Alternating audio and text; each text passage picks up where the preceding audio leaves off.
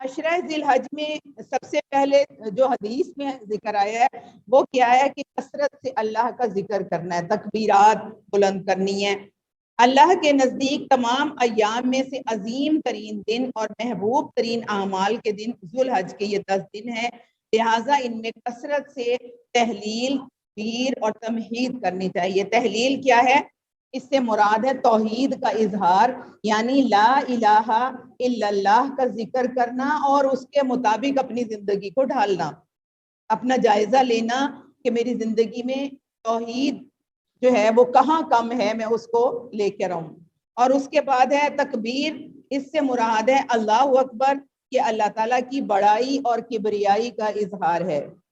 اللہ اکبر پڑھیں، یا اللہ اکبر کبیرہ والحمد للہ کثیرہ وسبحان اللہ بکرۃ واصیلا، یا پھر اور بہت سے تکبیرات ہمیں ملتی ہیں، اللہ اکبر لا الہ الا اللہ واللہ اکبر وللہ الحمد۔ اور اس کا عملی مظاہرہ کیا ہوگا؟ کیا ہوگا عملی مظاہرہ؟ تکبیرات کہنے کا عملی مظاہرہ کیا ہوگا؟ کہ ہم نے اللہ کے حکم کو تمام چیزوں پر مقدم رکھنا ہے، تمام باتوں پر مقدم رکھنا ہے، تب ہم اللہ کی کبریائی کا اظہار کر سکیں گے نا، عملی اظہار۔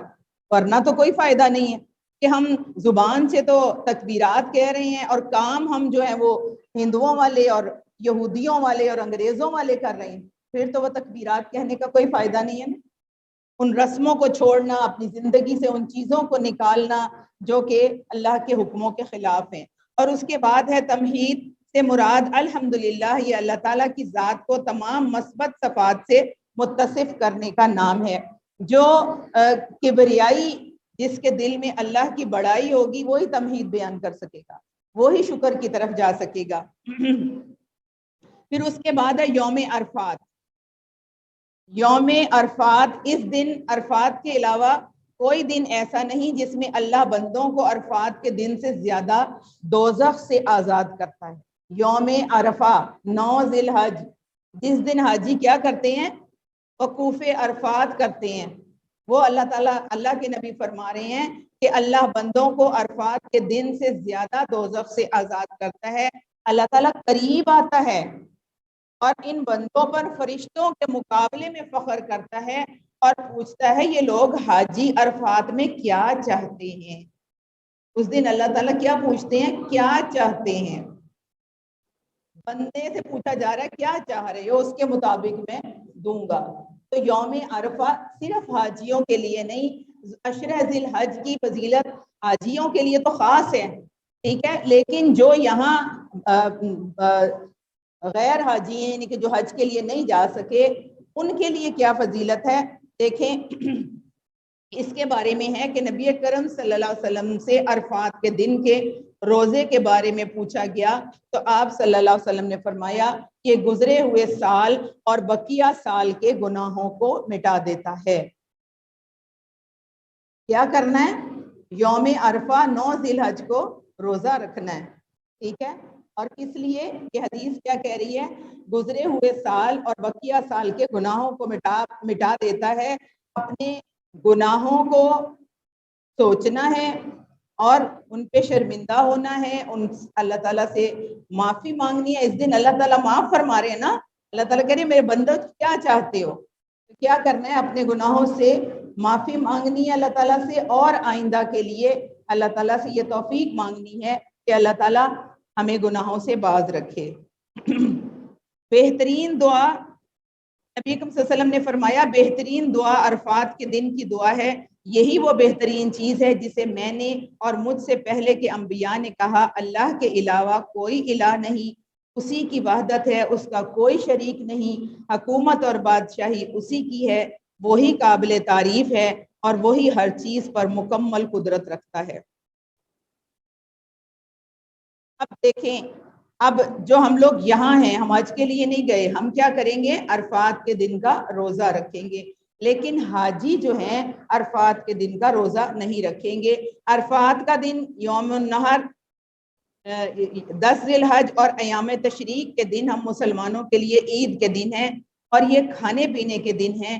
لہٰذا ان میں روزہ رکھنا جائز نہیں۔ اب ہم کس دن رکھیں گے روزہ؟ 9 ذی الحج، جس دن پاکستان میں 9 ذی الحج ہوگی ہم اس دن روزہ رکھیں گے، ٹھیک ہے؟ ہم یہ نہیں سوچیں گے کہ حاجی جو ہے وہ ہمارے تو 8 ذی الحج تھا تب انہوں نے جو ہے وہ وقوف عرفات کر لیا، ہم اپنے ملک کی تاریخ کے مطابق یوم عرفہ منائیں ان ہدایات کے ساتھ۔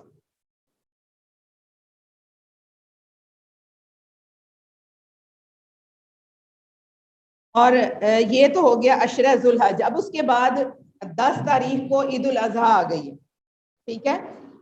عید الاضحیٰ آ گئی ہے، اس دن کیا کرنا ہے؟ سب کیا کر رہے ہوتے ہیں؟ اللہ تعالیٰ کا کیا کر رہے ہوتے ہیں اس دن؟ عید قربان نام ہے نا اس کا، قربانی کر رہے ہوتے ہیں۔ تو اللہ تعالیٰ جو ہے قرآن پاک میں فرما رہے ہیں قُلْ إِنَّ صَلَاتِي وَنُسُكِي وَمَحْيَايَ وَمَمَاتِي لِلَّهِ رَبِّ الْعَالَمِينَ، کہہ دو کہ میری نمازیں، میری قربانیاں، میرا جینا اور میرا مرنا اللہ رب العالمین کے لیے ہے۔ یہ ہے اس قربانی کا مقصد۔ قربانی کے لیے قرآن پاک میں 3 الفاظ استعمال ہوئے ہیں، قربانی، منسک اور نحر۔ سورہ کوثر میں آتا ہے نا اِنَّا أَعْطَيْنَاكَ الْكَوْثَرَ فَصَلِّ لِرَبِّكَ وَانْحَرْ إِنَّ شَانِئَكَ هُوَ الْأَبْتَرُ۔ اور اس کا قربانی کا روٹ ورڈ کیا ہوگا؟ کوئی بتائے گا؟ قاربہ۔ قاربہ اس کا روٹ ورڈ ہے اور اس کا مطلب ہے نزدیک ہوا، وہ نزدیک ہوا، یعنی کہ قربانی کیا ہے؟ کسی شے کے نزدیک ہونا۔ اور قربانی ہر اس چیز کو کہا جاتا ہے جس کے ذریعے کسی کا بھی قرب حاصل کیا جائے، اور یہاں پر قربانی سے ہر وہ چیز اور ہر وہ عمل مراد ہے جس کے ذریعے سے اللہ کا قرب حاصل کیا جائے، اور چاہے وہ جانور ذبح کر کے ہو، چاہے وہ صدقہ خیرات کر کے ہو، چاہے وہ اپنے حقوق چھوڑ کر ہو، چاہے وہ احسان کر کے ہو، اور چاہے وہ اپنی خواہشات قربان کر کے ہو، اور چاہے وہ صبر اور برداشت کر کے ہو، قربانی اس کا نام ہے۔ اب اس کے تھوڑے سے مسائل ہم سیکھ لیتے ہیں۔ قربانی جو ہے ہر مسلمان مرد، عاقل مرد اور عورت، ہر مسلمان مرد اور عورت عاقل اور بالغ کے اوپر لازمی ہے، اور اس کے لیے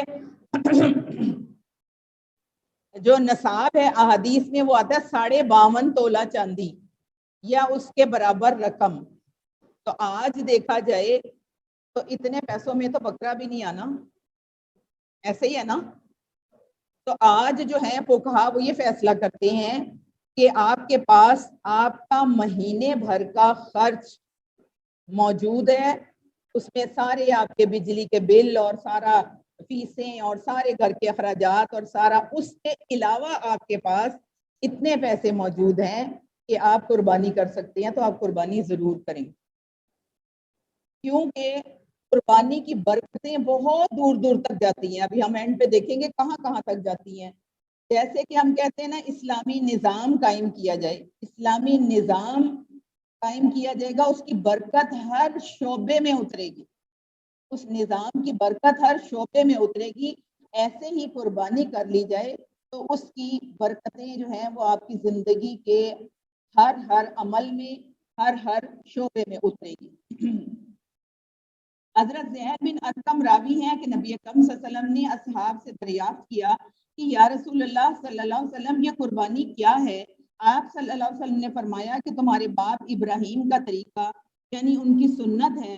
صحابہ کرام نے عرض کیا کہ یا رسول اللہ پھر اس میں ہمارے لیے کیا ثواب ہے؟ فرمایا گائے اور بکری کی قربانی کرنے میں جن کے بال ہوتے ہیں ہر بال کے بدلے ایک نیکی ہے۔ انہوں نے عرض کیا کہ یعنی 100 یعنی دمبا، بھیڑ اور اونٹ کی اون، اس کے بدلے میں کیا ثواب ملتا ہے؟ فرمایا اون کے ہر بال کے بدلے میں ایک نیکی ہے۔ میرے نبی کھاتے تھے بہت شوق سے، تو میں نے بھی کھانا ہے، ٹھیک ہے؟ جو نہیں کھاتے وہ ابھی اسی وقت یہ تہیہ کر لیں کہ میرے نبی کھاتے تھے، میں نے بھی کھانا ہے۔ پہلے خود کھانے کا ہے۔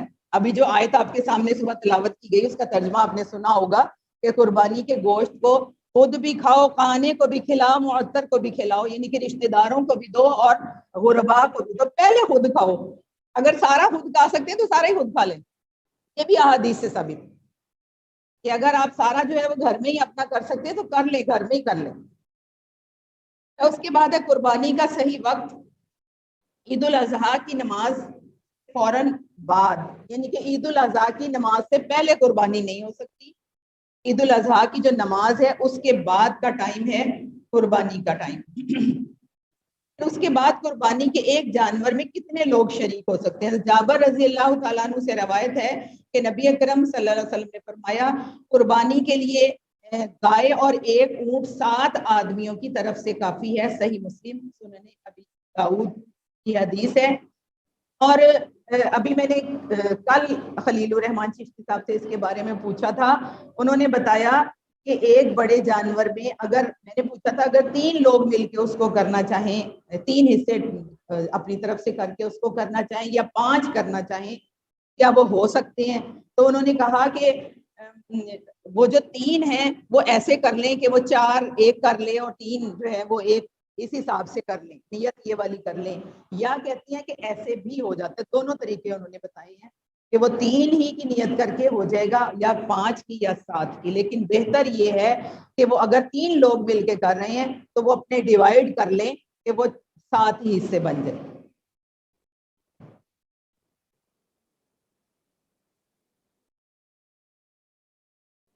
قربانی کے گوشت کو جمع کرنا. ایک تو یہ ہے کہ قربانی کرتے ہوئے جو ہے وہ اپنے جانور کو دیکھنا. مرد جو ہیں افضل یہ ہے کہ وہ اپنے ہاتھوں سے اپنی قربانی کو خود اس کو ذبح کریں.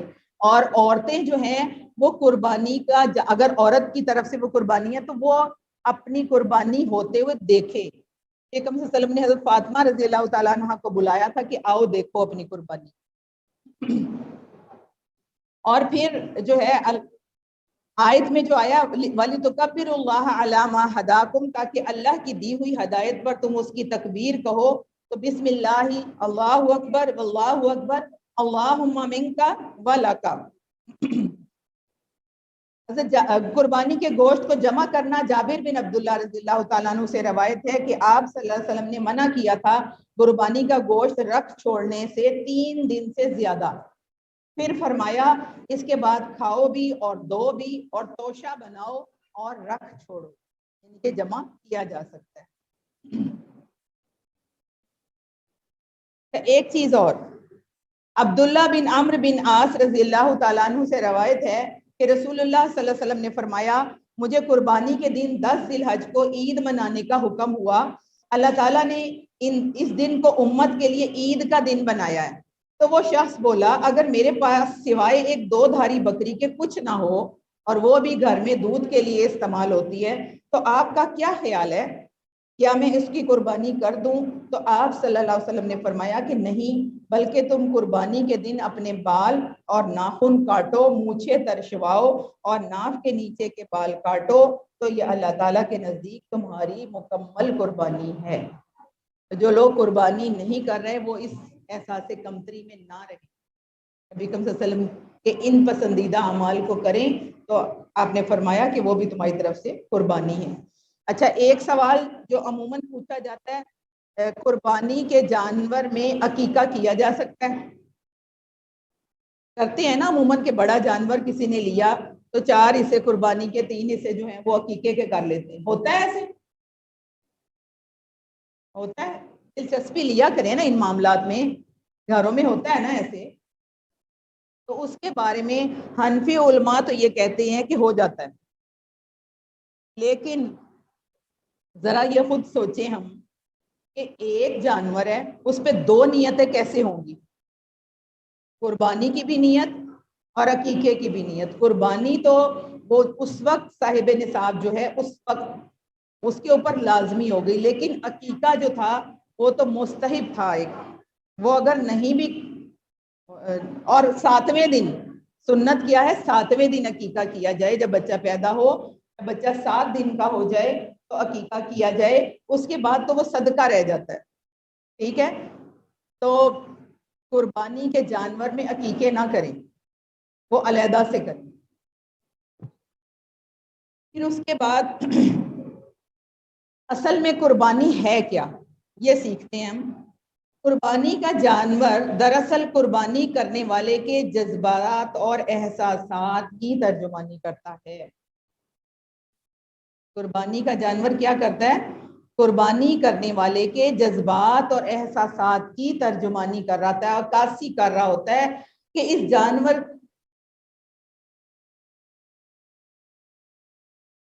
یعنی کہ یہ جانور کا خون جو ہے وہ اس کا قائم مقام ہے، جس وقت بھی ضرورت ہوئی میری جان بھی اللہ کی راہ میں اسی طرح قربان ہونے کو تیار ہے۔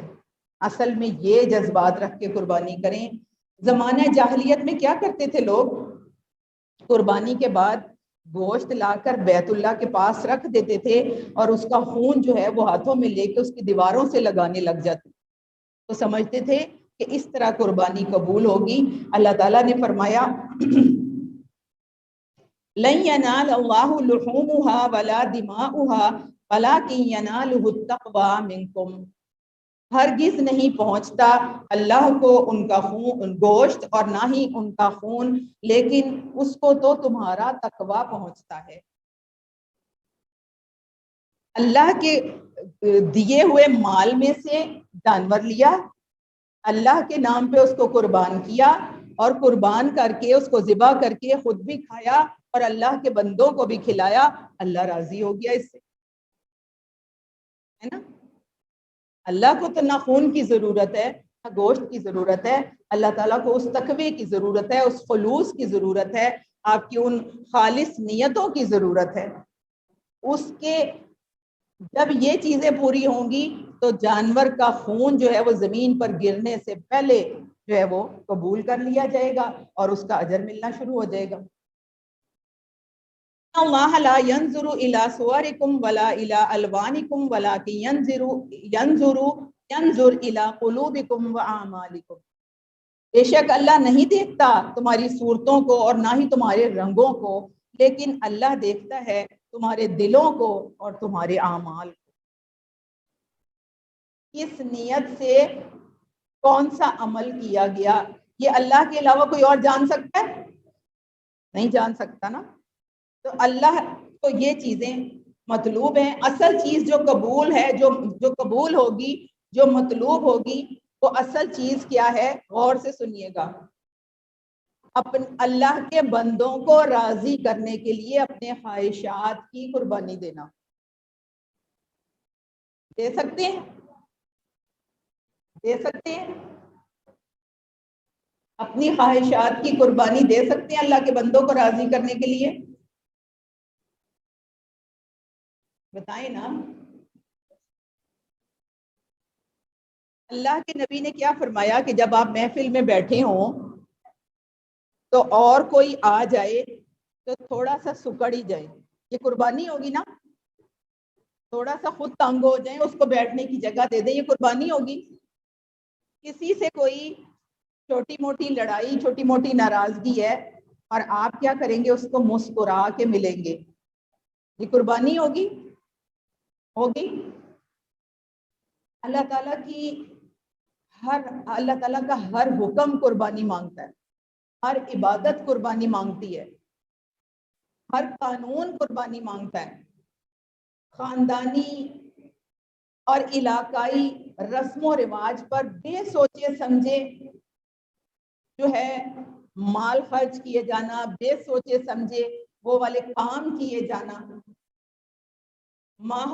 مال و جاہ کے ہر طور پر رسول، مال بھی مل جائے اور جو ہے ناموری بھی مل جائے، چاہے وہ کسی طریقے سے بھی مل جائے، اس کے حاصل کرنے کے لیے، اس کے جذبے کو بڑھانے کے لیے سارے الٹے سیدھے سارے طریقے استعمال کر لیے، اپنے نمبر بڑھوانے کے لیے فلاں سے اور فلاں سے سفارش کروا لی، اور اثار کے پیکر میں ڈھل کر اللہ کے رب کے سامنے سر جھکا دیا، اللہ کے حکم کے سامنے سر جھکا دیا،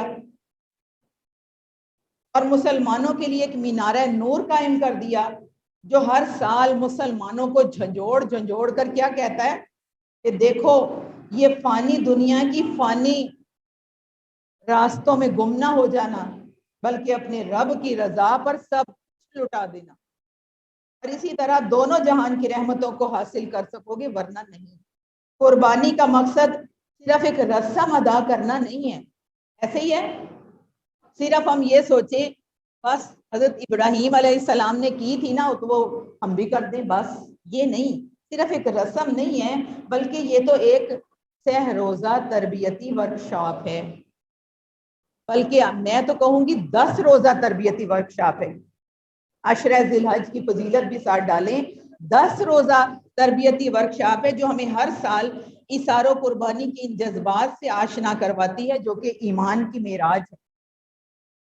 ابراہیم اور اسماعیل علیہ السلام نے اپنی گردن کسی تردد، کسی ذرا سے بھی شک کے بغیر اللہ تعالیٰ کے حکم کو نافذ کرنے کے لیے پیش کر دی، اور ہمیں یہ زیب نہیں دیتا کہ ہم یاد تو اس عظیم قربانی کی منائیں مگر عملی طور پر ہم ایثار کے راستے پر نہ چلیں۔ ہمارا یہ طرز عمل ہرگز نہیں ہونا چاہیے کہ صرف جانور ذبح کر دیں، بلکہ قربانی کو وسیع تناظر میں دیکھتے ہوئے ہمیں قربانی کا درس سارا سال پیش نظر رکھنا ہے تاکہ ہم اللہ کی رضا حاصل کر سکیں۔ اللہ تعالیٰ نے ہمیں اعلیٰ ترین مخلوق بنایا ہے نا؟ سب سمجھتے ہیں اس اہمیت کو؟ کون سی مخلوق بنایا ہمیں؟ تمام مخلوقات میں سے بہترین مخلوق اللہ تعالیٰ نے مجھے اس میں شامل کیا۔ سوچیں، محسوس کریں، اللہ تعالیٰ نے مجھے کوئی جانور نہیں بنا دیا، اللہ تعالیٰ نے مجھے سب سے بہترین مخلوقات میں پیدا کیا، اور پھر اعلیٰ ترین منصب پر بھی قائم کیا ہمیں۔ کون سے منصب پر قائم کیا؟ اللہ تعالیٰ نے ہمیں اعلیٰ ترین منصب پر بھی قائم کیا ہے۔ انسانوں کو کون سا منصب ہے وہ؟ اشرف المخلوقات تو ہو گیا نا، ایک منصب بھی دیا، ایک عہدہ بھی دیا ہے ہمیں۔ کون سا عہدہ دیا ہے؟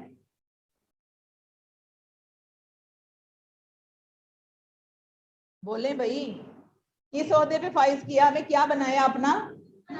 اپنا نائب بنایا۔ یہ ہوتا ہے نا، سوچیں سمجھیں محسوس کریں، ہم اللہ تعالیٰ کے نائب ہیں، محسوس کریں۔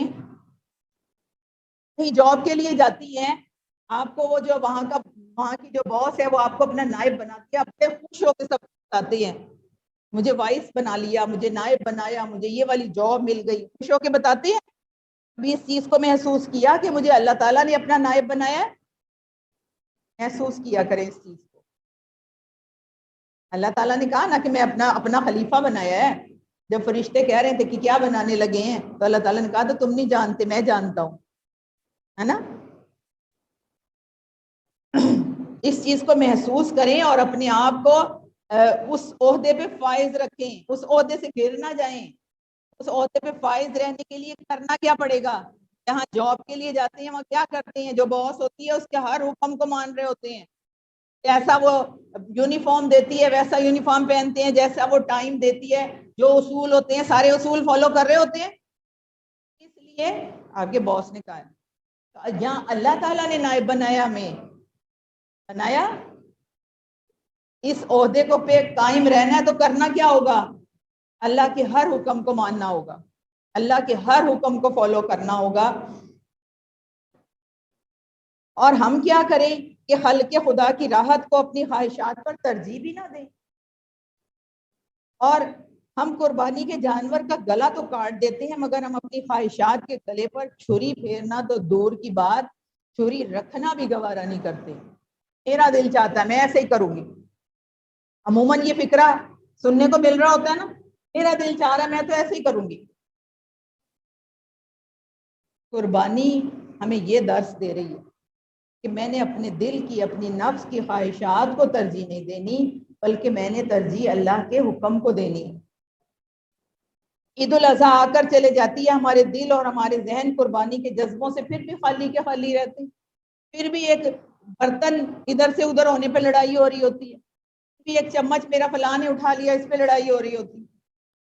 لیکن اس قربانی کرنے والے بندے کا اخلاص ایک سوالیہ نشان کے طور پر سامنے آتا ہے، کیا وہ قربانی جو بندہ پیش کر رہا ہے اس سے اللہ کی بارگاہ سے مطلوبہ نتائج حاصل ہو رہے ہیں؟ کوئی بھی کام کیا جاتا ہے اس نتائج نظر رکھ کے تجارت کی جاتی ہے، کوئی کاروبار کیا جاتا ہے، کس لیے کیا جاتا ہے؟ نتائج پہلے دیکھے جاتے ہیں، ٹھیک ہے؟ تو یہاں پہ قربانی ہم کرنے لگے ہیں، تو اس سے اللہ کی بارگاہ سے مطلوبہ نتائج حاصل ہوں گے ہمیں؟ اس کے لیے کیا شرائط ہیں، کیا کچھ میں نے کرنا ہے، میں وہ سارا کچھ کروں گی تو وہ مطلوبہ نتائج مجھے حاصل ہوں گے۔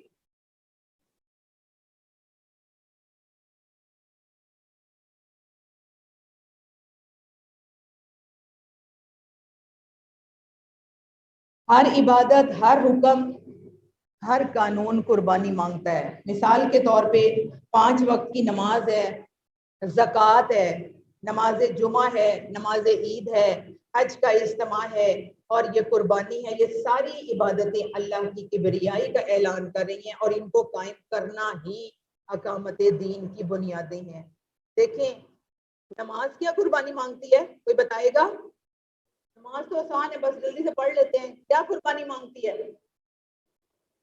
ہاں، پہلا ٹیسٹ صبح صبح فجر کے ٹائم ہی ہو جاتا ہے کہ قربانی دے سکتے ہیں کہ نہیں دے سکتے، ہو جاتا ہے نا؟ اتنی پیاری نیند، ٹھنڈی ٹھنڈی ہوا، اور اس ٹائم اتنی پیاری نیند آ رہی ہوتی ہے، تو قربانی کا ٹیسٹ تو پہلا فجر کے ٹائم ہی ہو گیا۔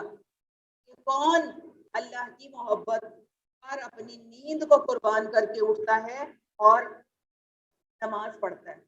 اگر وہ ٹیسٹ میں صبح صبح پاس ہو گئے، سارا دن بڑا اچھا گزرے گا۔ بڑھ چڑھ کے ان کاموں میں حصہ لیں، نماز لازمی کر لیں، لازمی کر لیں، سارے کاموں میں بڑھ چڑھ کے حصہ لیں، اور تاکہ ہم اقامت دین کی کوششوں میں لگے ہوئے ہیں، تو ان بنیادوں کو تو مضبوط کریں، تبھی ہم اقامت دین کر سکیں گے۔ آئیں اللہ سے دعا کریں کہ ہم اس نظام کو اپنے اوپر قائم کرنے والے اور پوری دنیا پر قائم کرنے والے بن جائیں، اور اللہ ہماری مدد فرمائے، اور اللہ ہمیں اس کی توفیق عطا فرمائے۔